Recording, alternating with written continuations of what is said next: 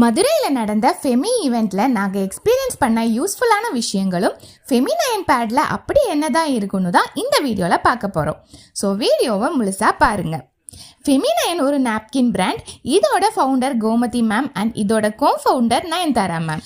Plastic pad use பண்ணுறப்போ எவ்வளோ side effects வருது அண்ட் இதனால் பெண்களுக்கு வரக்கூடிய செர்விக்கல் கேன்சர் பற்றியும் கைனகாலஜிஸ்ட் அருணா அசோக் மேம் டீட்டெயிலாக சொன்னாங்க. செர்விக்கல் கேன்சரை ப்ரிவென்ட் பண்ணுறதுக்கு வேக்சின் இருக்குன்னு அவங்க சொன்ன பிறகு தான் எனக்கே தெரியும்.